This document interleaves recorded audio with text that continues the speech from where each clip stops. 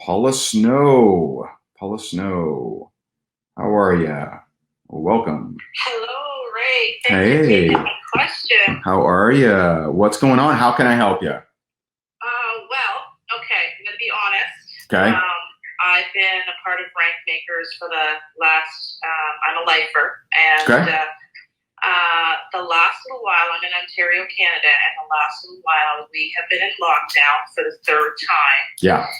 And my full-time career is a hairstylist. I actually sold my large salon 7 years ago, and I work from home, so I'm very happy about that. Yeah. But my side gig, I absolutely love, and it's probably the fifth or sixth company that I ever found. And I finally have been making a steady income monthly from that over the last 2 years, because I've only been with them 2 years. And I found it because of some foot problems, and it's I'm not getting into the product, but lots of pain and back problems and stuff like that due to my career and injuries and stuff like that. And what I found is that instead of really trying to work my business of late, I've fallen off the wagon. Mm-hmm. And I sort of kind of blame it on, I did re-injure my back, and I was doing lives daily, and I was doing all the steps, and I would catch you daily. I would listen to you first thing in the morning. And with this pandemic, all of a sudden my husband is not leaving for work as early, and I'm sleeping in, and I'm taking it, I really am feeling like I'm taking it as a holiday. And yet I do want to work my business, and I've let the fear of follow-up and the fear of the rejection, I guess, to kind of overcome me. And because I re-injured my back a few weeks ago, I'm pretty much feeling much better now, and it's on the mend again. I just kind of feel like I've stopped, and I want to get back into it. So how do I go back on my social media? I'm trying to sort of do a little TikTok, shorten my videos and try and do the new short video option. How do I just kind of like stop beating myself up about how I feel about the direction I've been letting myself take? Yeah. Well, I appreciate you sharing and being vulnerable. I'm just curious, those who, I know Clubhouse is a little different, but those who are able to comment that resonate with you, is this a good question? I bet you are going to help a lot of people today, because there's a lot of people in a very, very similar situation. And Michelle says, I joined at the right time. Sandy says she's in a funk. I get that. So let's give you what we got here. So one, do you notice that this is a pattern that has happened before? Have you had a side gig that you got to a certain income and then just kind of petered out? Or is this the very first time it's ever happened? No, I do it with every company I've ever been with. But this company has been the one where I've signed up a lot of people on my first level, and then I've never really gotten anybody to build. And yet across the board, I've gotten lots of people who, want to get the discount or want to purchase the product for themselves and continue to purchase the product for themselves. But I've never really gotten any runners. Yeah. Like myself, and I attend events. I'll wear all the gear. I'll do the videos. I'll wear all the products. And then what sort of happens is my husband gets a little annoyed with me about, okay, you're spending money on merch, you're spending money on the product, and then when I say to him, well, I'm making money, but he'll then say to me, yeah, but you're spending more than what you're bringing in. So I kind of have that guilty feeling. And I always seem to do so much better. Like, my whole entire clientele has got my products, and a few of them signed up as associates. But it's like, ever since we've been in this third lockdown, I've been, and I did re-injure my back, I was getting in a bit of a state where I was feeling bad about, like you said, when you decided to give that comment of, I realize that I've been allowing my past reality to influence my future. That's exactly what I've been doing. Yeah. So, because I don't know you that well, I have two questions. I may only have to ask one of them, though. Were your parents divorced? No, my dad died when he was 56, but when I was 12, he had a massive, pretty much heart attack, which didn't allow him to work pretty much for the rest of his life. My mom raised 4 girls. I'm the youngest. I got my first job at 13. Was he successful? Was my dad successful? Yeah. No, I would say not. No, not when he had to deal with. Was he? Let me ask you this: Was he a really hard worker? Was there something special around that? Well, he was a hard worker, but he unfortunately allowed alcohol and cigarettes to kind of, be his reality. Especially even though when he had his big heart attack, they discovered he was diabetic. He couldn't give it up, and he had congestive heart failure, and he could never quit smoking. Unfortunately, the alcohol was a bit of an issue for our family.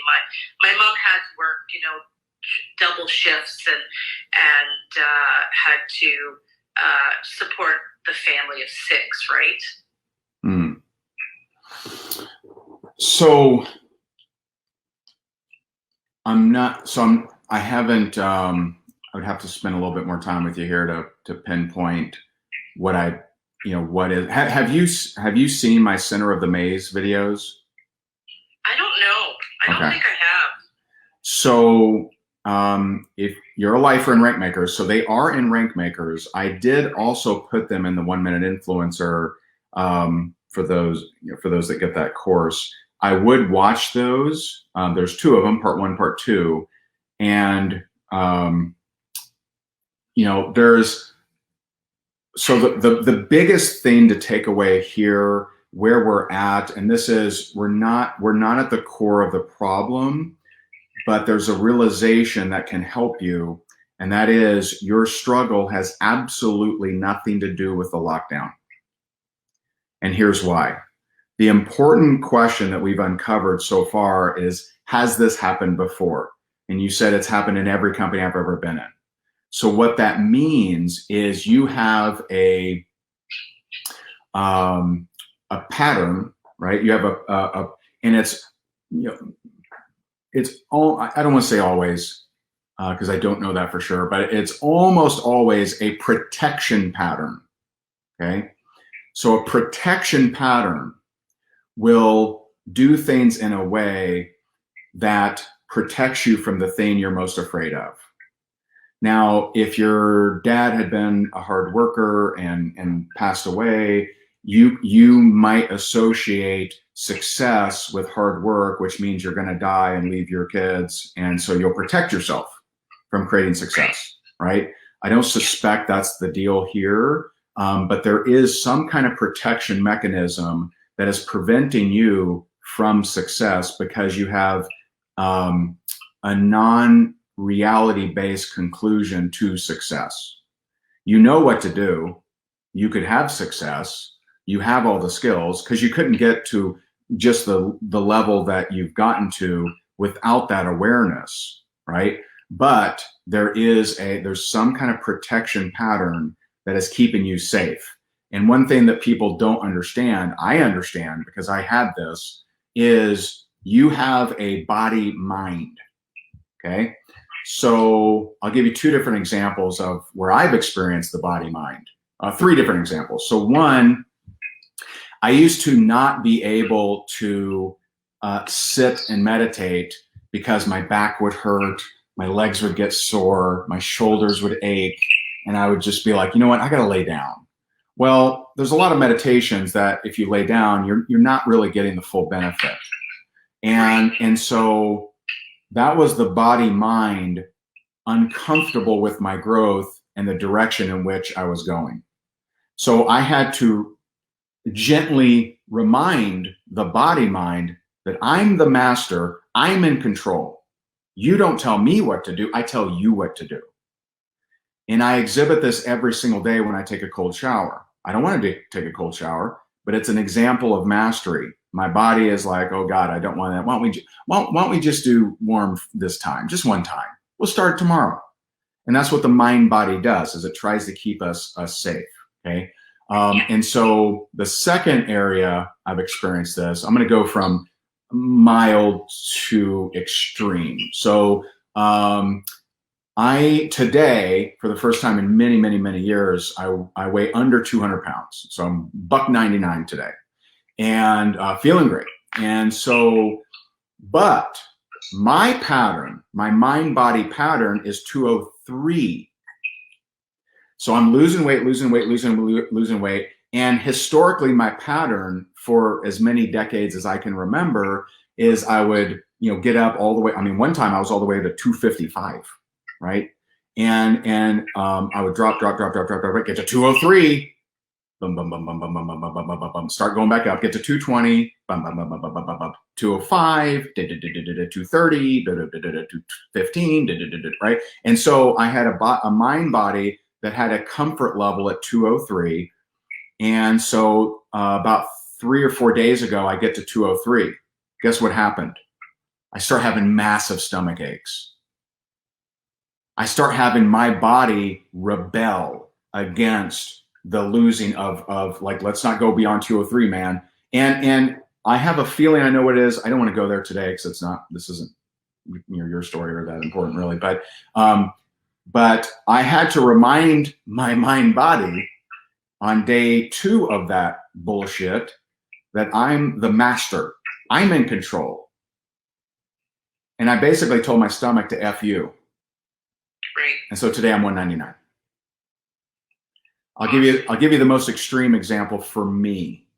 So, and I don't know exactly. I don't recall exactly what year it was, but one day I'm lifting and I'm getting in better shape, and all of a sudden my elbows. Well, actually, first it was my right elbow. My right elbow, just massive pain. Like, oh my God, massive pain.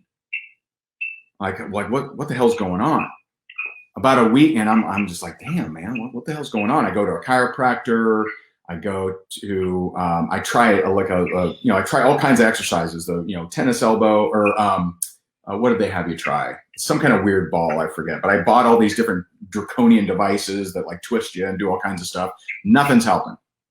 All of a sudden, next week, both elbows are like in extreme pain, and I'm like, what the hell's going on here, man? And like I'm wincing while driving.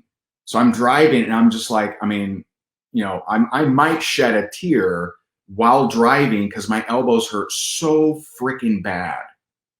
I go to acupuncture. I get cortisone shots. I mean, I'm doing everything I possibly can, man, and nothing's helping it. And then I read this book. I read a book, and this gentleman has passed away, by Dr. John Sarno, which would be my first recommendation to you. Okay, Dr. John Sarno wrote a book called Healing Back Pain, and this guy had treated tens of thousands of patients that had back pain, neck pain, shoulder pain, ankle pain, knee pain, elbow pain, all kinds of different stuff.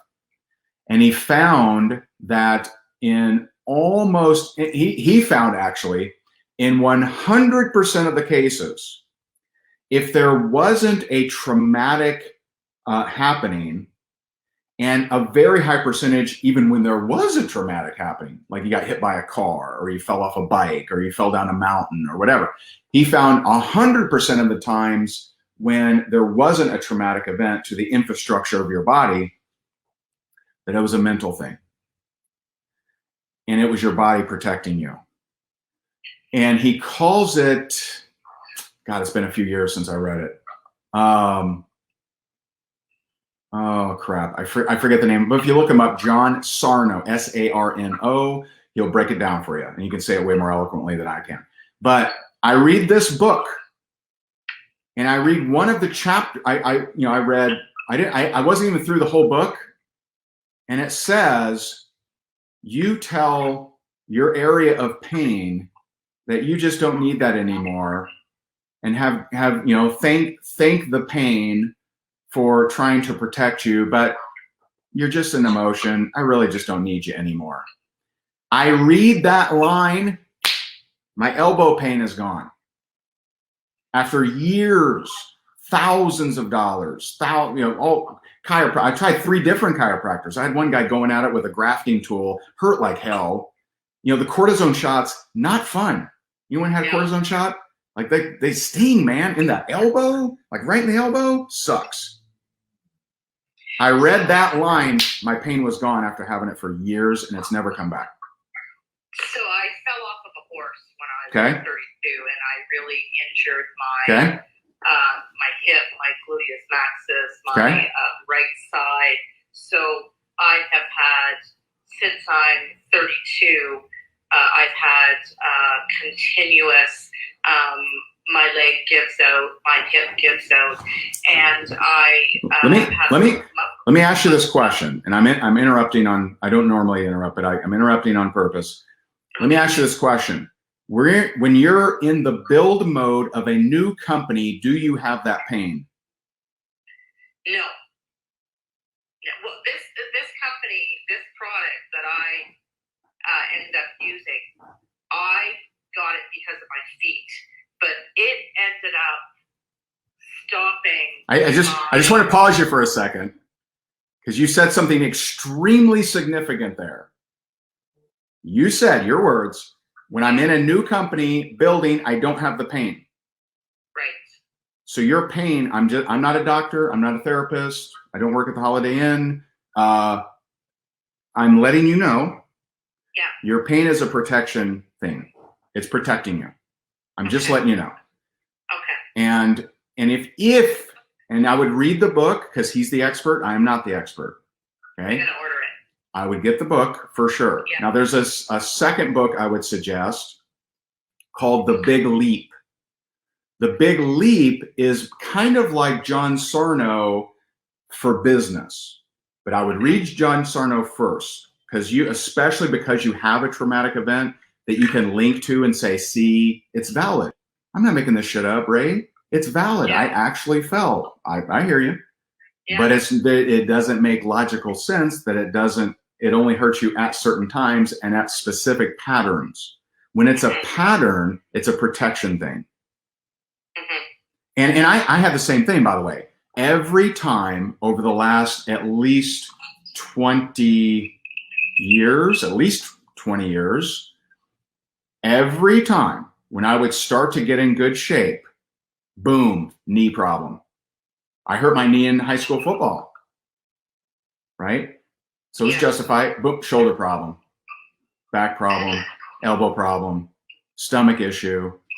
My mind body has been so nervous of my full transformation for so many years that it's in a pattern of, let me protect Ray. No, Ray, stay chubby, my friend, because chubby is safe.